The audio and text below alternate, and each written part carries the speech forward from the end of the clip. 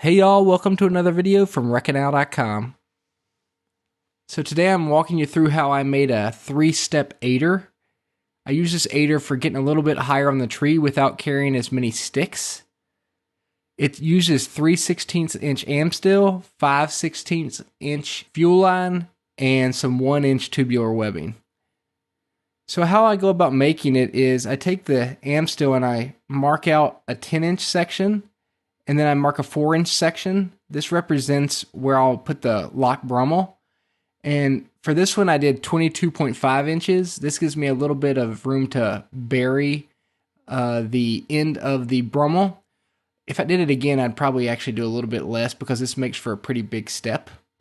It's less than 22.5 inches. It's closer to 20 inches. But what I do is I find those two close marks, and I use a fid that I made out of a knitting needle, and I pass that through to the marks, and this makes the loop that I'll have in the end of the aider. Then you can loosen up the Amsteel and use your fid again, and you're going to pass in the long tag in, and this is going to create that figure 8. When you pull this tight, it actually makes the lock Brummel, so this won't come undone. Again, you're going to thread through the long tag in for the first Brummel, but you'll do the next one slightly differently. So pull that tight, and then I'm going to measure out the amount of bury I need. So it's about 10 inches given our first measurement, so then I'll take about 15 inches and mark it. And then you loosen this up because as you bury the tag end, actually you lose some of the length. So I'll loosen that up, and then you take your fid and you just work it right through the center. I'm speeding this up because it takes a little bit of time. You don't want to pierce the threads, but you want to go all the way to that measurement, and this will make sure you have enough to push the tag end through. I actually use a smaller knitting needle. I think this is a number 7 or a number 9. And I push that all the way through, and then you can kind of just milk down the tag in, and it will bury into the Amsteel. So that's your first loop. So just work that down. So the next thing you need to do is from the end of the 22.5 inches, or I'm sorry, the 18 inches at this point, you're going to measure another 10 inches, and this will represent where we're going to put the foothold. I'm taking some 5/16 inch fuel line and cutting off just under 10 inches. And then you can thread that onto the Amsteel. And this will give a little more rigidity as you step onto the aider step. So you want to line it up with that 10-inch mark, because then you're going to have to measure backwards the other side. So you're going to need 22.5 inches, should be the same as the last time. Then you'll need the 4 inches. And then you can measure the 10 inches that will be the bury. And I'm using one long piece of Amsteel, so you'll just tape this and cut it because this will be one step of the aider. So the tape will help where it doesn't unravel, and then I just take a sharp knife and cut that off. So you have a loop on one side, but since this side's fixed and you also have that 5/16 inch fuel line, you're going to have to tie another lock Brummel. So you start it the same way as before, but we're going to finish it slightly different. So thread through and make the loop using the same method we did before, where you get the two close marks and put them together.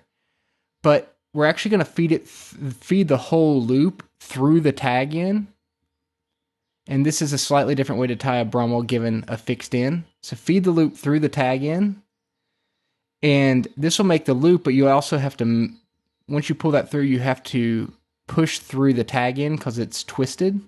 So take your fid and don't pierce in, you're not going through the ropes, you're just going through the same hole, and feed the tag in through.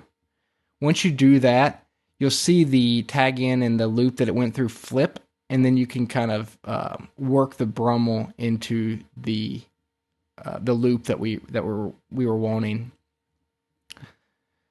So once you've done this, it's just a matter of burying it the same way, and I already showed you how to do that, so just bury the tag in again.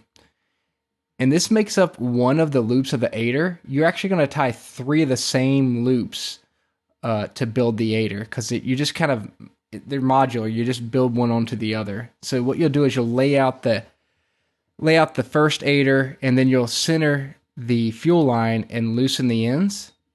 And what we're going to do is we're going to thread up one of the other pieces right through it, and then we'll lock it in by putting the loop over the other end of the aider. So thread through, take the loop end of another aider or another step of the aider and pass it through.